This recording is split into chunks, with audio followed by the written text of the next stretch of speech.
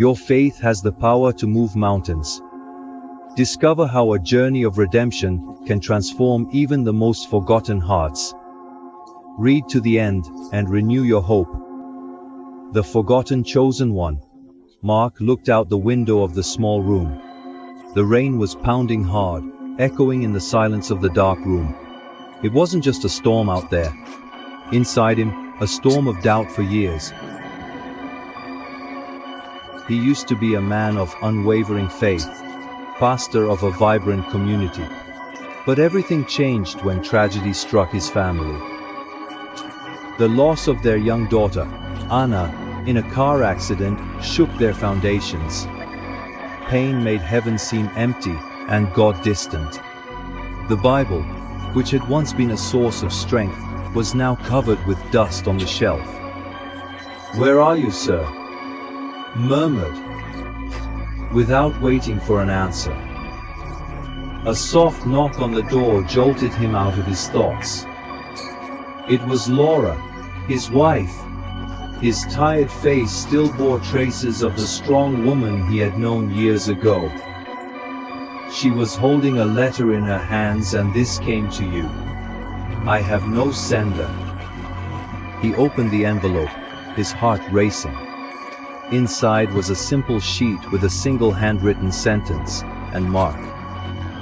Were you chosen for something bigger? Your journey isn't over yet. Would he consider that handwriting anywhere? It belonged to his childhood mentor, old Pastor Elijah, who had died years before. How was that possible? Mark let a letter slip through his fingers, his mind whirling. He turned to Laura, who was still at the door, watching with a worried look of who she is. She asked gently, "It's impossible. It's Elias's." And the trembling voice answered, "Laura Franzilson Elias. But he died 5 years ago." Exactly. The silence between them was broken by the sound of rain outside. Laura moved, picked up the letter from the floor, and read it. His eyes widened. "Perhaps someone is playing with you," and suggested she, with doubt in her voice. Mark didn't answer, his mind racing. Elijah had been more than a mentor. For him, it was the man who would guide him the faith that would show him the way of ministry. And now, somehow, the voice of the past seemed to be calling back. That night, sleep fled. He rolled over in bed, his eyes fixed on the ceiling. Questions hammered in his head. Who's jealous of the letter? Why is that? And more importantly, what was chosen for something bigger? In the silence of the morning, a decision was made. He had to go back to the church where it all started. Maybe there with Tres. Answers. The old church stood in a small town 2 hours away. Mark hasn't set foot there since Elijah's funeral. The place was different, but at the same time familiar. The old brick walls, the stained glass window over the entrance and everything. The transportation. Back in his youth, he pushed open the door and entered. The air was cold, smelling of old wood. The silence was almost sacred. Marcos, a voice made him turn. It was Jonah, the current pastor of the church. A middle-aged man with gray hair and gentle eyes. "Jonah did not expect to find you here," said Mark, extending his hand. "Hearing you were coming, Jonah." Betrayal?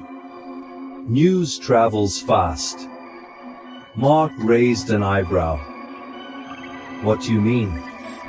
Jonah didn't answer directly. "Come, I want to show you something." Jonah led him to a small room at the back of the church. It was Elijah's old office. Jonah opened a drawer and took out an envelope. "Elias left this for you. He said you'd come back one day." Mark took the envelope with trembling hands. Inside was another letter with the same handwriting and Marcos. A journey of faith is not about understanding everything, but about trusting. Your mission begins now. What does that mean? Mark said. Feeling his heart beat faster, Jonah looked at him, serious, meaning his story is far from over. Elias knew you'd face approvals. He believed you had a greater purpose. But I lost my faith and confessed, Mark. His voice choked. How can I have a purpose? Jonah put a hand on his shoulder. Sometimes the strongest faith is born from the ashes of doubt. The next few days were a whirlwind. Mark returned home, but his mind was far away. He spent hours reading Elijah's notebook, trying to decipher the hidden messages. Here, every word seemed to carry a weight, a meaning he still could not grasp. Laura watched in silence. She knew something had changed in Marcos, but she didn't want to pressure him. Finally, one night, she could no longer contain herself. "You gonna tell me what you're celebrating?" he said, sitting down next to him on the sofa. Marcos looked at her. Tired eyes. "I don't know if I can explain it. It's like Elijah is guiding me, like there's something I need to do, but I don't know what." Laura took his hand. "Maybe you need to trust. Sometimes God shows us the way, one step at a time. What if I'm wrong? What if all this is just? It's a figment of my imagination, and it's not for," she said softly. "Mark, you've spent years walking away from God. Maybe this is a chance to find your way back that night." Mark had a dream.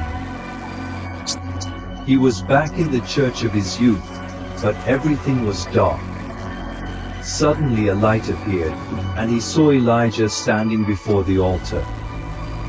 "Your journey is just beginning, Mark," said the old shepherd, his voice soft yet firm. "Don't be afraid. God has a plan for you, Mark." He woke up with a racing heart. Elijah's words still echoed in his mind. He knew what I needed to do. The next morning he went to Laura and hugged him. "I will preach again," she says, her eyes full of tears. "I knew you'd find your way back." Mark's first sermon in years was simple, more powerful. He talked about pain, about loss, but also about hope. He told his own story, without hiding his scars. And for the first time in a long time, I felt truly connected to God. After the service, a young woman moved his. "Thank you, Pastor. Your words saved my life." Marcos looked at her, moved. In that moment, he understood. Elijah was right. His journey wasn't over yet, and his was just the beginning. Every journey of faith begins with a step. If you feel inspired by this story, share it with someone who needs to know that God never abandons us, especially in difficult times.